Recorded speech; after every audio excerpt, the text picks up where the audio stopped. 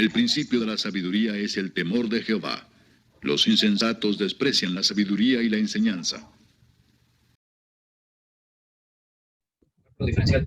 Cálculo diferencial. Les explico cuál es la finalidad de ver el cálculo diferencial.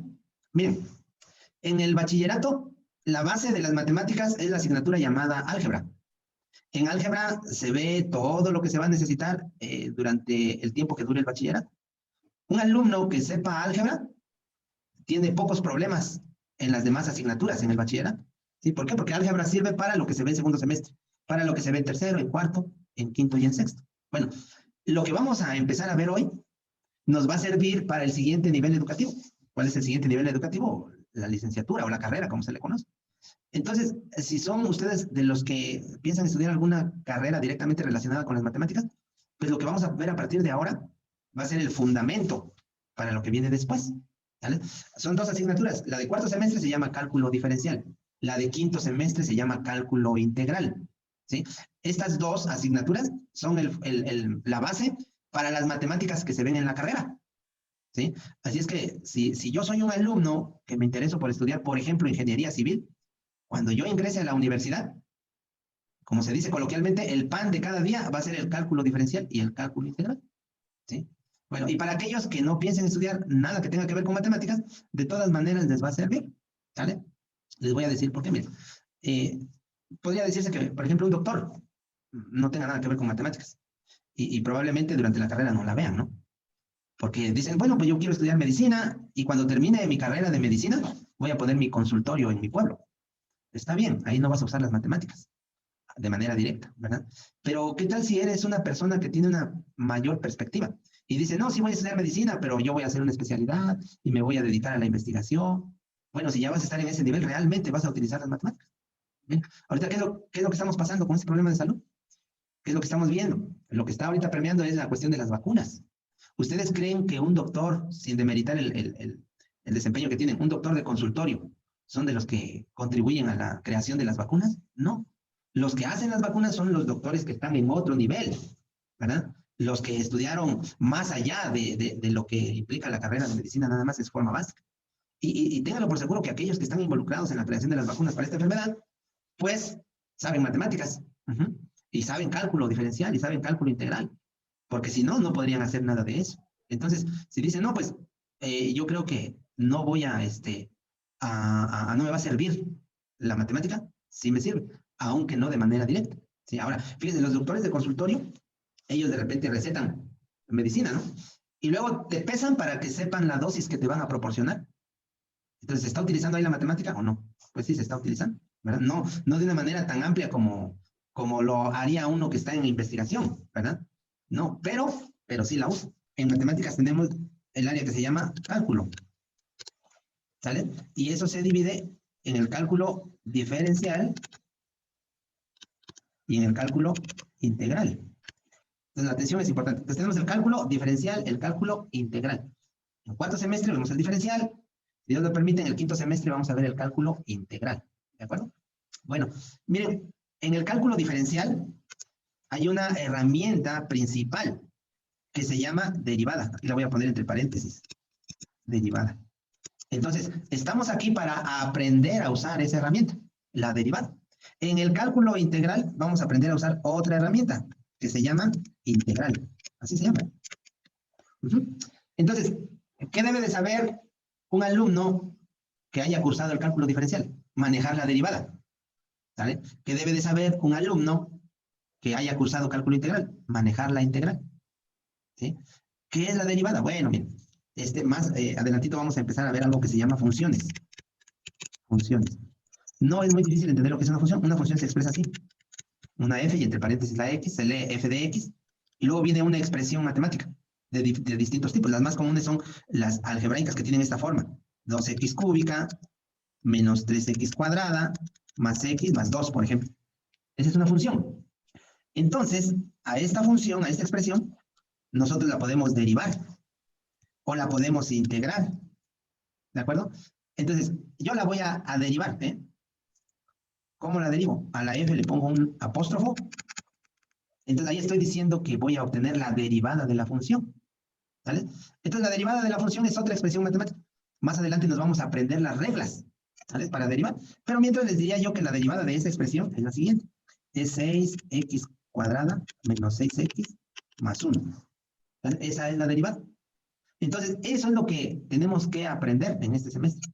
Pero primero, vamos a ver cómo se llega a la herramienta y luego cómo usar la herramienta. Por ejemplo, ahorita dicen probablemente de cómo le hizo al maestro. Ah, bueno, eso lo vamos a ver más adelante. Entonces, aquí tenemos una función y aquí tenemos su derivada. ¿Sabes? Bueno, y después, ¿qué podemos hacer? Ah, pues también esta expresión la podemos integrar, ¿verdad? Y para eso se escribe este simbolito. Es como una S alargada. Y se lee integral. Integral, y entre paréntesis voy a poner 2x cúbica menos 3x cuadrada más x más 2. Aquí se le pone 2. ¿Vale? Ah, bueno, entonces si yo resuelvo esta expresión, entonces he obtenido la integral de la función. Bueno, en términos generales es lo que vamos a ver. Vamos a aprender a derivar y vamos a aprender a integrar. A derivar en el cuarto semestre ahorita, a integrar en el quinto semestre. ¿Vale? Bueno, ese es un panorama general de lo que viene más adelante. Entonces, a esta rama del cálculo se le llama cálculo infinitesimal. ¿Vale? El cálculo infinitesimal, entonces, lo componen el cálculo diferencial y el cálculo integral. La herramienta fundamental del cálculo diferencial es la derivada. La herramienta fundamental del cálculo integral es la integral.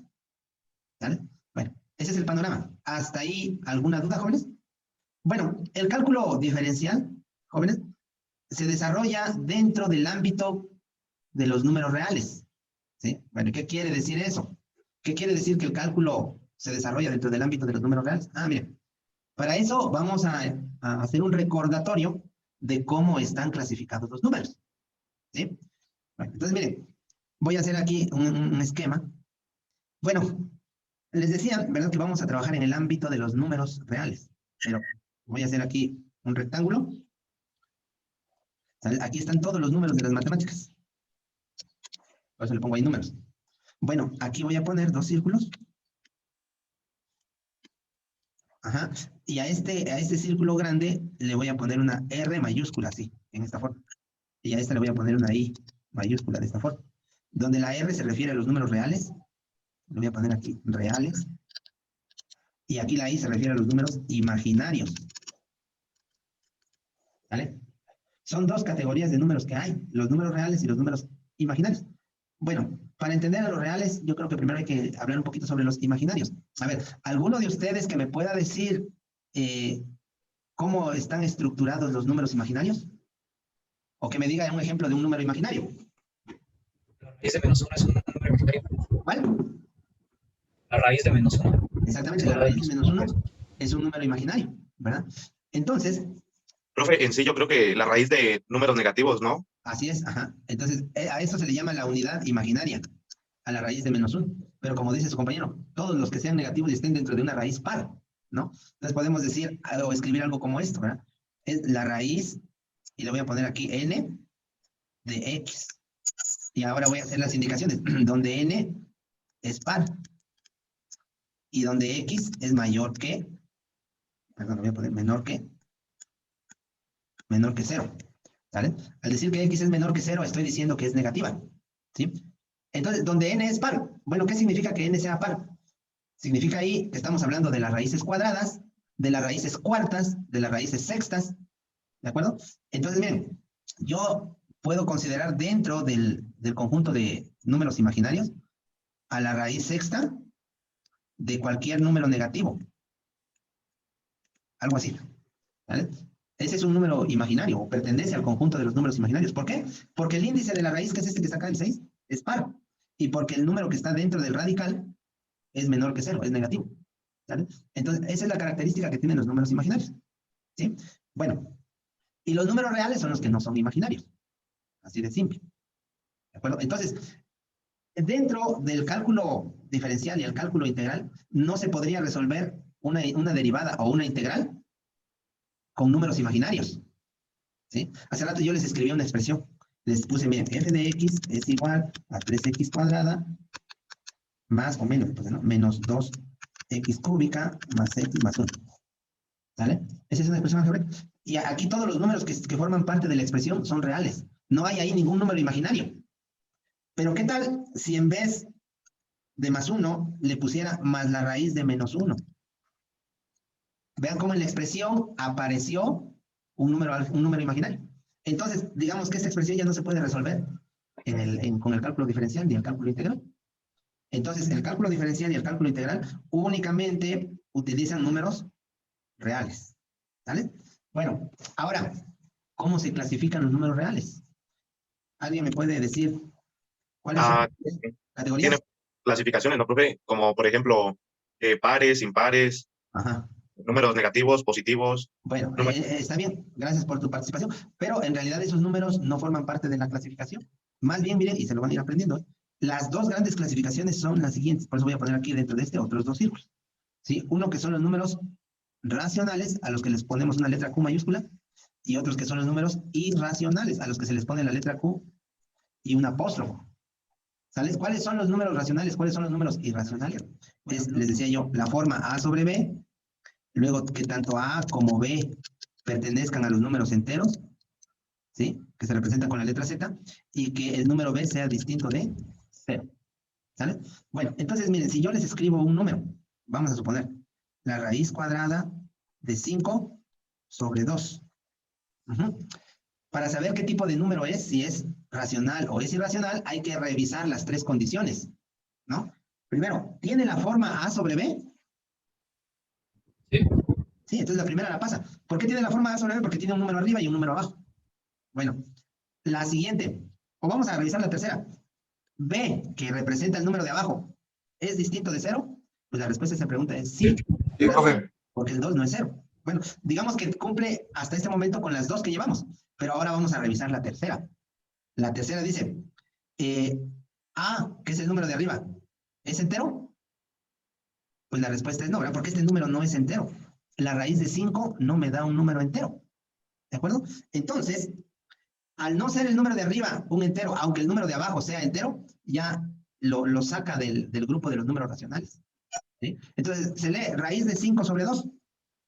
Raíz de 5 sobre 2, ¿qué tipo de número es? Es un número que no es racional. Entonces, si no es racional, va a ser un número irracional. ¿De acuerdo? Va a ser un número irracional. Bueno, entonces, vamos a ver otro ejemplo. Si yo escribo aquí la raíz cuadrada de 4 sobre 3, revisen ustedes la expresión.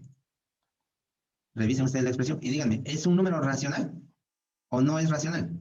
Sí lo es, profe. Sí, profe. Sí, es, profe. Sí, es. ¿Verdad? ¿Por qué? Porque cumple con los tres criterios. Van a decir, pero es que ahí hay una raíz. Sí, pero la raíz es raíz cuadrada de 4. Porque la raíz cuadrada de 4, ¿cuánto es? 2. 2. Entonces, tiene la forma A sobre B. El número de arriba, que es A, y el número de abajo, que es B, son enteros. Y el número de abajo es distinto de 0. ¿De acuerdo? Bueno, vamos a ver ahora otro ejemplo. El número 3, solito. Mi pregunta es, ¿cumple con los requisitos que marcan los números racionales? No, profe. No, ¿verdad? Entonces, si es no, quiere decir que si no es racional, entonces es irracional. Pero vamos a ver que este número sí es racional, nada más que no está expresado con todos sus elementos. ¿Sí? Sin embargo, están de forma implícita. No se ven, pues, pero ahí están. Miren, si yo escribo el 3 arriba y el 1 abajo, ¿cambia el valor numérico de la expresión? No, viene siendo No, lo mismo. ¿verdad? Lo que está del lado No. izquierdo es exactamente lo mismo que está del lado derecho. ¿Sí? Ah, pero ¿por qué hice eso? Bueno, usé una propiedad de los números reales, así se llama, que es la divisibilidad entre 1, o la multiplicación por 1, es lo mismo. Todo número multiplicado por 1 no cambia su valor numérico.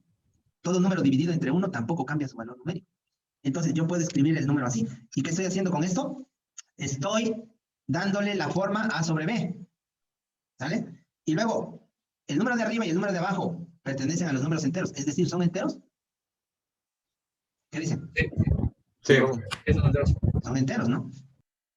Bien, entonces, el número 3, ¿a qué conjunto de números pertenece? Serían los racionales, profe. A los racionales, ¿sale? Entonces, es otra forma de ver a los números racionales, ¿de acuerdo? Así es que, si tengo el 3 y me lo imagino como 3 sobre 1, ya le doy la forma, y cumple también con que son enteros, y con que el de abajo es distinto de 0. Entonces, todos los que sean como el 3, van a ser números racionales. El 4, el 5, el 6, el 7 y también sus números simétricos. ¿Verdad? Y ese concepto, recuerden ustedes, ¿cuál es o cómo interpretamos nosotros un número simétrico?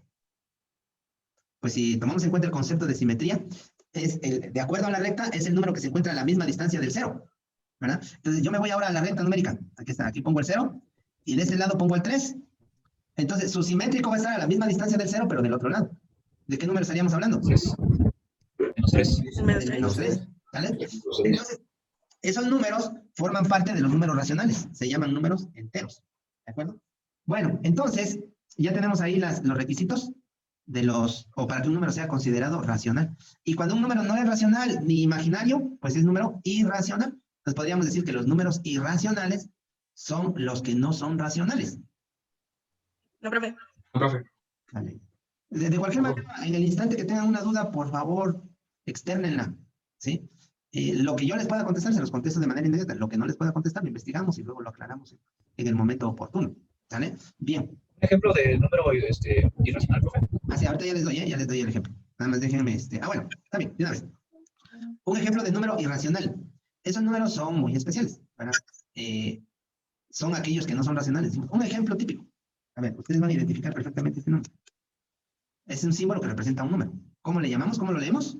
Pi. Es el número pi. Estoy checando si hay alguien que tiene algún inconveniente. Bueno, pi.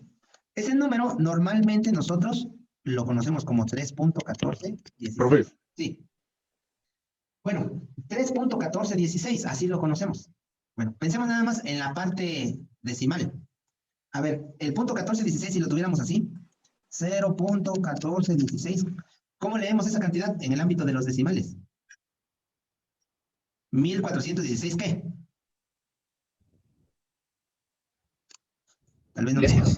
no. Décimos, centésimos, milésimos, 10 milésimos. ¿Están de acuerdo? ¿Sí? Entonces, Sí. 1416, 10 milésimos. Lo voy a escribir de otra manera. Así. 1416, 10 milésimos. ¿Sale? Bueno, miren, vamos a ver la calculadora. Ahí apareció la calculadora. Voy a poner 1416 y abajo pongo 10.000 cerrados. Ahí está. Ajá, su simplificación es 177.250. Le cambio el aspecto. ¿Y cuánto me da? Punto 1416, ¿no es así? Bueno, ahora, Sí. si estamos hablando de esa cantidad, miren, el número 3, ¿a cuánto equivale en 10 milésimos? El 3 es igual a ¿cuánto? A 30.000 10 milésimos. ¿Están de acuerdo con eso? Entonces, si yo manejo el número 3.1416 en 10 milésimos, ¿cómo quedaría? Arriba, ¿cuánto tendríamos? 31.416 216, 10 milésimos. 10 milésimos, ¿sí o no? Bueno, vamos a corroborarlo. Sí. 31.416. Voy a borrar esto. 31.416. Ahora lo voy a hacer de manera distinta. Entre de 10.000. Ejecuto. Ahí me lo da en forma de fracción simplificada, pero yo lo quiero en decimal. ¿Cuánto me da? 3.14. 16. No, 14 dice. 3.1416. No, él me pide entrar, pero como les digo hace rato, no, si le pueden informar que yo no veo su solicitud aquí. ¿Sí? Entonces yo estoy al pendiente de eso. Él me está solicitando el ingreso, pero no veo ahí su solicitud. Bueno, entonces, a ver, el número 3.1416. ¿Qué tipo de número es? Así nada más como está. No estamos hablando del número pi. Estamos hablando del número 3.1416. ¿Qué tipo de número es? Irracional. Es racional. ¿Por qué es racional? Porque tiene la forma A sobre B, ¿no? Un Sí, número profe. arriba, un número abajo. Ya. Luego, tanto el número de arriba como el número de abajo son enteros. ¿Sí o no? Y luego, el número de abajo es distinto de 0. Entonces, cumpliendo todo eso, ¿qué tipo de número es? Racional. Pero ese es el número pi. Mi pregunta. ¿Ustedes qué dicen? ¿Ese es el número pi? ¿Real? La respuesta es no, jóvenes. No. El número pi es una aproximación al número pi. Entonces, ¿cómo es el número pi? Ah, pues el número pi es 3. A ver, lo voy a poner acá. Aquí le tendría yo que cambiar, miren, este signo, y en vez de ese signo ponerle esta culebrita, estas dos culebritas. que ya no dice que es igual, sino que es aproximadamente igual. ¿Sí? Entonces, el número pi incluso se puede escribir con más decimales. Aproximadamente 3.14, 15, 92, 65, 35, 89, 79, y sigue, y sigue. ¿Sale? Aquí lo podemos ver en la calculadora. Acá yo le pongo pi, y en decimales 3.14, 15, 92, 65, y redondea al otro decimal. ¿Sale? Bueno, entonces, realmente el número pi tiene una cantidad infinita de decimales. Y esa cantidad, al decir infinito, quiere decir que no termina. Bueno, ¿sale? Tiene un número infinito de decimales. A ver, les voy a dar otro panorama. Tengo por acá esta pantalla. ¿Lo alcanzan a ver? ¿Sí o no? Sí, profe. Dale, en español, traduzcanme eso, por favor. Primeros Primero 10.000 decimales de pi. Los primeros 10.000 decimales de pi. ¿Sale? Bueno, ahí está. 3.14, 15, aquí está, 3.14, 15, 92, 65, 35, 89, 79, 32, 38, 46, etcétera, etcétera, etcétera. ¿Sale? ¿Ustedes creen que este número, o que un número infinito, se puede expresar en la forma A sobre B? No, ¿verdad? No se puede expresar en la forma A sobre B. Y más adelante, ojalá tengamos un espacio para poder explicarles uno de los métodos geométricos de donde sale el número pi, y se entiende muy bien. Pero por el momento dicen, bueno, un número de esta naturaleza no lo podemos representar en forma de A sobre B. ¿Sale? Entonces, no hay dos números enteros que al expresarse A arriba y B abajo nos dé como valor el de pi. Entonces, ¿qué es lo que se hace? Se usan valores aproximados, como el 3.1416. Pero ese no es el número pi, es una aproximación a dicho número. Entonces, ahí tenemos nosotros a los números irracionales. Solamente se expresan simbólicamente. Entonces, simbólicamente yo aquí le pongo pi. ¿Se entiende o no? Sí, profe. ¿Qué otro número hay como ese? Sí, profe. Hay otro muy famoso. ¿Ah? Y se los voy a mostrar aquí en la calculadora. Ese número es este. Es el número E. Aquí arriba le voy a poner el 1. ¿Sale? Para que vean su valor aproximado. Es 2.71, 82, 81, 82, etcétera, etcétera. ¿Sale? Es otro número de esa naturaleza. ¿Ah? Se los voy a mostrar ahora aquí. Dice los primeros 10.000 decimales del número E. Y aquí están los primeros 10.000 decimales de ese número. ¿Sale? Entonces, ese número tampoco se puede mostrar en forma A sobre B. También es un número, entonces, irracional. Aquí lo escribo. E. ¿De acuerdo? Bueno, la raíz de cualquier número primo también tiene ese efecto, ¿verdad? La raíz, por ejemplo, de 2, la raíz cuadrada de 3, la raíz cuadrada de 5. Son números que son así, ¿verdad? No tienen fin. Siguen y siguen y siguen. ¿Se entiende, jóvenes? ¿Queda clara, Sí, profe. ¿Queda clara la duda? ¿Se aclaró la duda? Sí. Profesor. Bueno, ahora, dentro de los números racionales, vienen otros que son más fáciles de entender. Dentro de los números racionales están los números enteros, que se representan con la letra Z. Y dentro de los enteros están los números más simples, que son los números naturales. Esa es la clasificación de los números, ¿sí? Esa es la finalidad de este diagrama. Entonces, el cálculo diferencial y el cálculo integral lo vamos a ver en este ámbito, en el de los números reales, nada más. ¿Vale? Ya para terminar ese diagrama, si yo combino estos dos, vean, ese círculo abarca una parte del círculo azul de la izquierda y una parte del círculo azul de la derecha. Entonces, estos se llaman números complejos. Y digamos que lo expresamos con la letra C mayúscula. ¿Vale? Entonces, ese es un panorama, jóvenes, de los números, para que ustedes tengan una idea. Decía hace rato su compañero, los positivos, los negativos, los pares, los impares. ¿Sí? A ver, pensemos en los pares. Esa no es una categoría que dibujamos aquí. ¿Por qué? ¿Qué tipo de números son los pares? ¿Cuáles son los pares?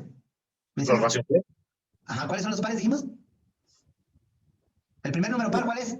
El 2, El 2, el 4, el 6, el 8. 4 y 6. ¿Vale? Se expresan 2 multiplicado por cualquier número. Entonces, a ver, el 2, ¿qué tipo de número es? Es un número racional. ¿Sale? ¿Por qué? Porque lo podemos escribir como 2 sobre D1. O lo podemos escribir como 4 sobre 2. O lo podemos escribir como 6 sobre D3. Todos esos números son 2. Y todos ellos tienen la forma A sobre DB. Y el de arriba y el de abajo son enteros. Y el de abajo es distinto de 0. Por lo tanto, el 2 es un número de tipo racional. Y el 4 también es racional. Y el 6 también es racional. Y así sucesivamente. el 8, el 10, el 12, el 14. Entonces, la categoría de pares no existe aquí en esa clasificación, ¿verdad? Más bien, los números pares son números racionales. ¿Sí? ¿Y los impares? ¿Qué tipo de números son? Racionales. Son racionales también. Ujú. Bueno, los negativos también son números racionales. Los positivos también son números racionales. Sí, entonces por eso no se incluye esa categoría. Los decimales también son números racionales. ¿Sí? Entonces aquí no incluimos una categoría que diga números decimales. No, esta no. Porque esa ya está incluida en la de los racionales. A ver, ¿cómo leemos esta cantidad? 5. No, 0.5, ¿no? ¿Y otra forma de escribirla? Medio. Un medio, ahí está. 1 arriba, 2 abajo. Tiene la forma A sobre DB, el 1 y el 2. Sí, profe. Bueno, el de arriba y el de abajo son enteros y el de abajo es distinto de 0. ¿Sale? Entonces, los decimales son números racionales que se escriben de una forma particular. ¿Sale? Entonces, con base a esto, jóvenes, nosotros podríamos tener una función.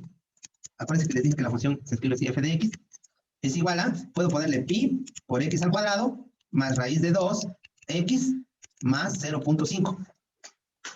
¿Sale? ¿Hay algún número imaginario ahí? ¿No? Sí, hay símbolos como el pi, ¿no? Que a veces no entendemos bien, o como la raíz cuadrada de 2, que a veces no logramos comprender bien esos números. Pero es una expresión que tiene números reales. ¿Sale? Por lo tanto, es una expresión que el cálculo en este ámbito lo puede manejar. Bueno, entonces, eso es lo que vamos a ver, que el cálculo trabaja en el ámbito de los números reales. ¿Sale? Bueno. Está bien. Entonces, miren, lo que vamos a ver ahora es, vamos a usar programas para graficar, porque en el cálculo esa parte es muy importante. Y aquí uno de los programas que vamos a utilizar para graficar, pues es el Winplot o el GeoGebra, así es que lo deben de tener disponible por ahí.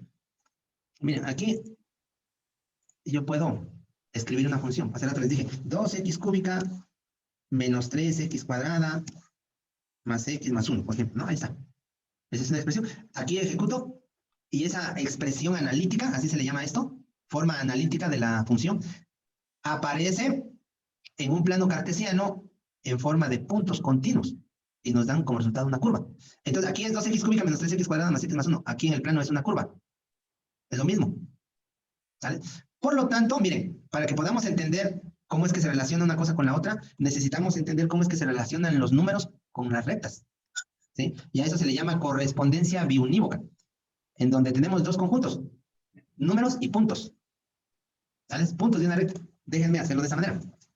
Aquí le voy a poner números. Y aquí le voy a poner puntos de una recta. ¿Vale? Bueno, entonces aquí voy a hacer un conjunto. Aquí voy a hacer otro conjunto, pero en el conjunto de la derecha viene siendo una recta. Pero recuerden ustedes que las rectas son puntos, ¿eh? Miren, si nosotros esta recta la ampliamos, geométricamente hablando, lo que veríamos sería esto, ¿verdad? Hagan de cuenta que, miren, nosotros alejamos. Y probablemente ahí digan, no, pues lo que está del lado derecho es una recta. ¿Sale? Ya más, mejor dibujada, dirían, es una recta. Ah, pero ahora le hago un zoom. ¿Sale? ¿Y qué es lo que vemos? Puntos, ¿no es así? Lo que vemos es puntos. Entonces, eso lo platicamos, creo, en el segundo semestre. Ajá. Entonces, aquí tengo puntos de una recta. Y tengo números. Entonces, tenemos al número 0. ¿De acuerdo? Y ese número lo relaciono con un punto. Ahí está. Y luego, después del 0, que es el elemento de referencia principal, viene el elemento unitario, el que me va a permitir generar los demás números en la red. ¿De qué número estaría hablando, jóvenes? Después del 0, ¿cuál sería? ¿Del 1? 1. El 1. Pongo acá, digamos, el 1. Sale. Y ese 1 lo relaciono con un punto de la red. Y así, sucesivamente. Voy a tener que dibujar acá más puntos. Y luego ahora escribo el número 2. ¿Vale? Y ese número lo relaciono con otro punto de la red. Y ahora me voy para abajo. Entonces, aquí, ¿a qué número escribiría primero? Al menos 1. Y ese número lo relaciono con otro punto de la red. Ahora, otra pregunta.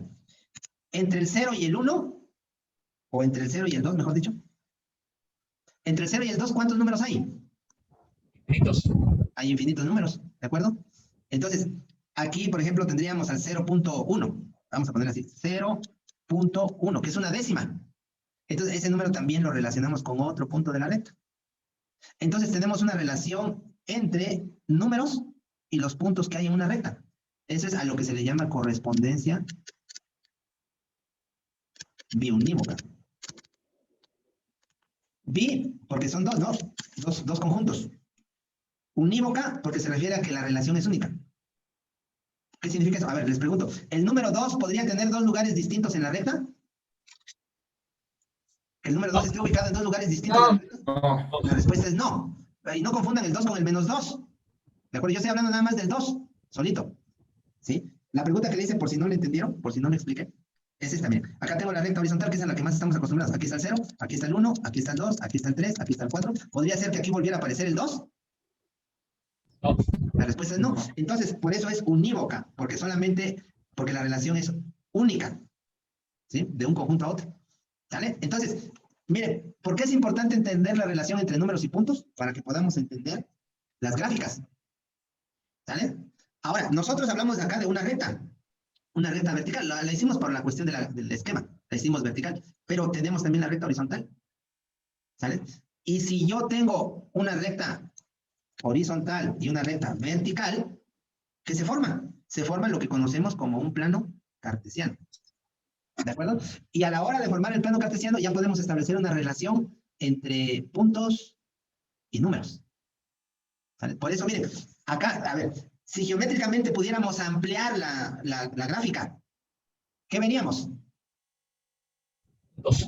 Puntos, ¿verdad? Veríamos esto, miren, veríamos aquí un punto, otro punto acá. En realidad esas líneas son puntos que están muy pegados. ¿Se entiende? Ah, bueno, entonces este punto que está aquí se relaciona con el 1 de la recta horizontal y con el 1 de la recta vertical. Estoy relacionando un punto con dos rectas. Y cuando hacemos eso se forma una gráfica. ¿Vale? Por eso es importante la correspondencia biunívoca entre números y puntos. ¿Hasta aquí algún comentario, jóvenes? ¿Alguna inquietud? Bueno, esto que vamos a ver a continuación nos dice, ¿verdad?, cómo se genera vamos a ver cómo se genera una recta. ¿Sabes? ¿Por qué? ¿Y cuál es la intención? Nuevamente, la intención tiene que ver con esto del plano cartesiano. Miren, aunque parezca increíble y no debería ser así, pero hay alumnos que todavía tienen dificultades en ubicar un punto en el plano cartesiano. ¿Sí? Y sobre todo cuando los números sean de los números que no estamos acostumbrados a usar, que son los números racionales. ¿Sí? Ubicar el punto 1 en la recta es fácil, el 2 también, el menos 2 también, el menos 4 también. Creo que eso lo hace cualquiera. Pero cuando ya hablamos de un séptimo, de 15 22avos, ya hay como que el alumno dice, ¿y eso cómo lo ubico? ¿Verdad? Bueno, entonces, con la intención de que tengamos como que un panorama más amplio de cómo ubicar números y puntos en la recta, vamos a ver cómo se genera una recta, ¿verdad? Bueno, una recta ya sabemos que es un conjunto de puntos de manera infinita, ¿no? Por ejemplo, esta. Entonces, para generar una relación entre los números y los puntos, se considera un punto de la recta, cualquiera, en cualquier posición. Ahí, por ejemplo. ¿Sale? Ese punto, jóvenes, ese punto va a ser nuestro punto de referencia principal en la recta. Todo lo que hagamos en la recta va a tener como punto de referencia el que acabamos de marcar, ¿verdad? Si lo quito, miren, a ver, bueno, si lo pongo otra vez, lo pongo. Si ya lo tenemos, ustedes pueden decir cuál es el lado derecho de la recta con respecto a ustedes. Y pueden decir cuál es el lado izquierdo. Pero si no hubiera punto, no hay ni lado derecho ni lado izquierdo, no hay manera de referenciarnos en la red. Entonces, por esa razón ponemos un punto. ¿Sale? Y a ese punto lo asociamos con un número. ¿Con qué número creen ustedes que lo vamos a asociar? Con el 0. ¿Cero? Cero. Entonces ahí está la relación, primer punto con el 0. Y después de ahí vamos a definir nuestra unidad. ¿Por qué? Porque de ahí salen los demás. Les decía, ¿verdad?, que estamos relacionando primero un punto con un número, el 0. Y que vamos ahora a definir nuestra unidad. ¿Sale? Vamos a definir nuestra unidad. O sea, el número 1. Y ese número yo lo defino así, ¿verdad? Por ejemplo, acá. Digo, quiero que el número 1 esté aquí. Ahí está, este es el 1. Teniendo el 0, jóvenes, y el número 1, ya se definen todos los números de la recta. Les decía yo que tenemos una recta, ¿no? Ahí está la recta. Y les decía también que en esa recta considerábamos un punto, ¿no? Aquí, el 0. y que a partir de ahí definía yo mi unidad, el 1. Entonces, miren, ahora, ¿cómo es que se generan los demás números? Ah, pues muy fácil. Tomo mi compás, y espero que recuerden el segundo semestre. Ahí vimos cómo copiar segmentos. Entonces, tengo ahí el 1. Permítanme, lo ubico aquí. Justo. Y ahí tenemos el compás con una abertura que va de 0 a 1. ¿Sí? Entonces, ese compás lo muevo aquí. Y donde está la otra punta, marco. A ver. Voy a dibujar. Ajá. Lo quito de su lugar. ¿Y ahí qué quedó? El número 2, ¿no? Entonces, ahí le pongo el número 2. ¿Sale? Y luego tomo mi compás otra vez, lo ubico en el número 2, ¿sale? Dibujo. ¿Y qué estoy haciendo? Generando el número 3. ¿Sale? Ahí estoy generando el número 3. ¿Ya ven cómo se generan los demás números enteros, positivos? Sí. Y si hago lo mismo del otro lado, ya no voy a usar compás, ya nada más lo voy a hacer de manera representativa. Entonces, aquí tendríamos al número -1. Y aquí tendríamos al número -2. Y aquí tendríamos el número -3. ¿Sale? Y si quiero ubicar el punto 5, o sea, el 0.5, pues nada más calculo la mitad entre el 0 y el 1, ¿no? Entonces aquí tendríamos un medio. Y si quiero 3 medios, 3 medios es igual a un entero más un medio. O sea, el entero está aquí, el 1, y el 1 medio estaría aquí. Entonces aquí tendríamos 3 medios. ¿Sí se entiende, jóvenes? Entonces, de esa manera, nosotros generamos una recta. Y cuando hablemos de cualquier número, sea un número entero, sea un número negativo, sea un número racional, en forma decimal o en forma de fracción, el alumno tiene que saber ubicarlo dentro de la recta. ¿Sí? Porque por eso estamos viendo, y eso ustedes lo han visto desde antes, cómo ubicar números en la recta. Aquí estamos viendo cómo se construye la recta. Ajá. Y pues de esa manera vamos a poder nosotros entender, ¿verdad? Permítanme salirme de acá. Vamos a entender estas cuestiones gráficas. No se nos va a dificultar. ¿Sale? Dentro de lo que estamos viendo en cálculo, es el principio de tricotomía, se llama. Tricotomía se refiere a 3 asuntos, 3 cosas, ¿verdad? Entonces, pensemos en 2 números, jóvenes. Yo los voy a mencionar aquí como el número A y el número B. ¿Sale? A representa un valor numérico, B representa otro valor numérico. Ahora, se observa el valor de A y el valor de B, y comparamos el valor de A con el valor de B. Sí. Bueno, A y B, ¿sale? Ahora, miren, después de hacer una comparación entre los números A y B, nosotros podemos tener 3 posibles resultados, ¿sale? Se los vuelvo a plantear. Tenemos un número A y tenemos un número B. Los comparamos. ¿Cuáles son los posibles resultados de esa comparación? ¿Alguien que me pueda decir eso? Díganme alguna de las 3. Que A sea igual a B. Que A sea igual a B, y eso se escribe así. A es igual a B. Ese es un posible resultado. ¿Otro? A es diferente de B. A es menor que B. Exactamente. A es menor que B. ¿Y el otro? Que sale como consecuencia de este último. B es menor que A. Dicho de otra manera. A es menor que B. No, ese ya está aquí.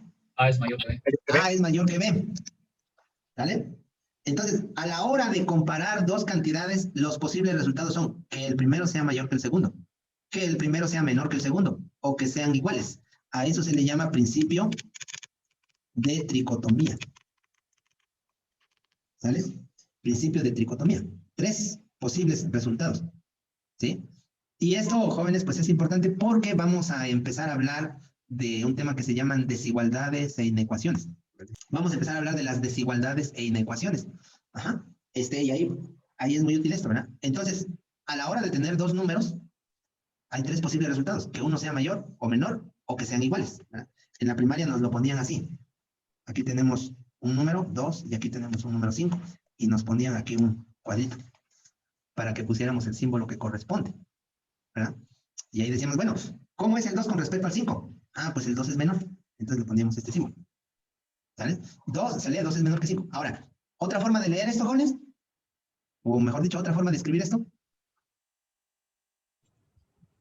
A es menor que B. No, pero estamos hablando de números específicos. Ah. Esta misma. Decir que 2 es menor que 5 equivaldría a decir que... 5 es mayor que 2. Muy bien, Victoria. Es que 5 es mayor que 2. ¿Sale? ¿Se entiende? 2 es menor que 5 equivale a decir que 5 es mayor que 2. ¿Sí? Ahora, podríamos decir que de 2 y... ¿Cómo son esas expresiones? ¿Qué le pongo en el cuadrito? Signo igual. Igual, ese es igual. ¿Sale? Son iguales. Estamos comparando dos expresiones. Entonces, aquí tenemos una desigualdad. Aquí tenemos una igualdad. ¿Se entiende eso, jóvenes? Una desigualdad y una igualdad. Las desigualdades están relacionadas con los signos mayor que, menor que. ¿Sí? Las igualdades, pues, con el signo igual.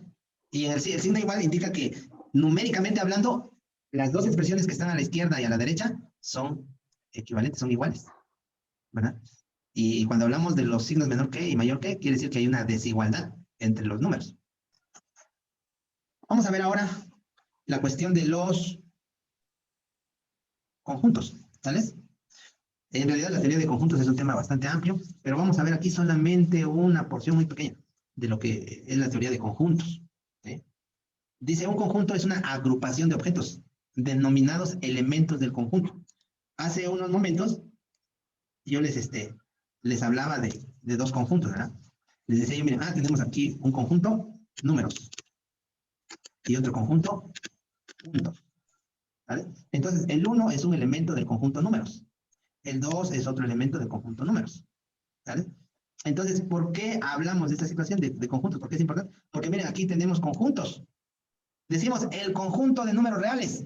Estos que están aquí. Todos. ¿Vale? El conjunto de números racionales. Estos que están aquí. ¿Se entiende? Entonces yo les digo, a ver, díganme un número que pertenezca al conjunto de los números naturales. ¿No? ¿Nadie? No es tan difícil, ¿no? 2. 2. ¿Vale? Díganme un elemento que pertenezca al conjunto de los números enteros. 3. Ajá. Otro. El simétrico del 3, ¿cuál sería? Menos 3. Menos 3. Menos 3. También pertenece al conjunto de los números enteros. Entonces, se habla de conjuntos. Nosotros vamos a trabajar con conjuntos numéricos. ¿Vale? ¿Qué conjunto de los reales? Pues saben ustedes que involucra a los racionales y irracionales, y dentro de los racionales a los enteros, y dentro de los enteros a los naturales. ¿Sí? Bueno, cuando nosotros escribamos algo como esto, miren, sea X y luego este símbolo y luego esta letra, estamos diciendo que X tiene un valor que pertenece al conjunto de los números reales. ¿Vale? Entonces, X podría ser la raíz de menos 1. No. ¿Por qué? Porque ese no es un número real. Entonces, jóvenes, cuando nosotros usemos expresiones de eso, ustedes las deben entender, ¿verdad? Dice X pertenece a los reales. ¿Qué son los reales? Un conjunto de números. ¿Vale? Por eso es importante hablar de conjuntos. Dice la expresión, y luego tenemos la letra A que representa un número, y luego el símbolo de pertenencia, y luego S. Significa que S es un conjunto, y que A es un elemento de dicho conjunto. Entonces lee A pertenece a S. ¿Sí o no? Aquí escribimos X pertenece a R. ¿De acuerdo? Bueno, dice, existen distintos tipos o clases de conjuntos, pero los conjuntos que se tratarán en la asignatura de cálculo diferencial, son exclusivamente numéricos. Por ejemplo, ya vimos que la letra Z representa los números enteros. Por lo tanto, 4 pertenece a Z, o sea, al conjunto de los números enteros. Significa que 4 es un elemento que pertenece al conjunto de los números enteros. ¿Están de acuerdo, jóvenes? ¿Se entiende la lectura hasta ahí? Sí, profe. Bueno, dice conjunto A compuesto por todos los enteros mayores que 1 y menores que 6. ¿Cuál es ese conjunto? Este que tenemos aquí. Dice, en esta asignatura utilizaremos distintas formas de representar un conjunto. Por ejemplo, la que tenemos a continuación. Y tenemos ahí una A mayúscula. El signo igual, se abren llaves y luego son los números 2, 3, 4 y 5. Ajá. Entonces, el conjunto se llama A. Y está compuesto por los siguientes elementos. El 2, el 3, el 4 y el 5. Ahora, ¿cómo se define ese conjunto? Es decir, ¿cómo lo podemos expresar verbalmente? De tal manera que no se confunda la expresión. Porque miren, a ver, si yo digo que el conjunto A son los números que están entre 2 y 5, ¿corresponde la expresión verbal con la expresión analítica? Ah, no soy yo, Ignacio Mejía. No, porque hay infinitos números entre esos. Exactamente. Entre 2 y 5. El que yo diga que el conjunto A está compuesto por los números que están entre 2 y 5, pues no corresponde. ¿Por qué?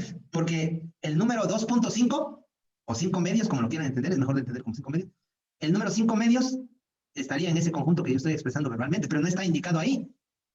¿Se entiende? Entonces, ¿qué se dice? ¿Qué tipo de números?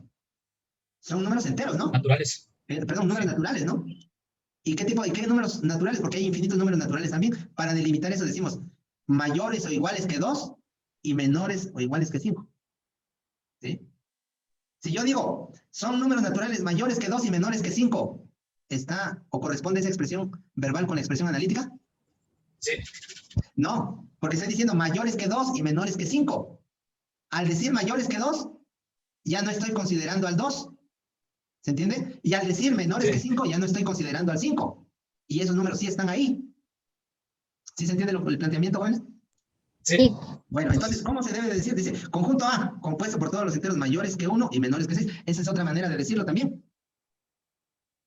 ¿De acuerdo? Porque estamos hablando de enteros, ¿no? ¿Cuál es el entero mayor que 1? El 2 y los demás. ¿Y qué enteros hay menores que 6? El 5. ¿Sabes? Mayores que 1 y menores que 6. Dice, tomemos en cuenta que la expresión anterior hace referencia a un conjunto finito. Pero, ¿qué haríamos para representar un conjunto infinito? Por ejemplo, el conjunto de todos los números entre 1 y 3. ¿Verdad? Ya dijimos, hace rato lo dijimos, compañero, hay un número infinito entre 1 y 3. Como no se menciona una cierta categoría de números, entonces el ejemplo corresponde a un conjunto infinito. Como no se pueden representar todos los números, utilizaremos la siguiente forma.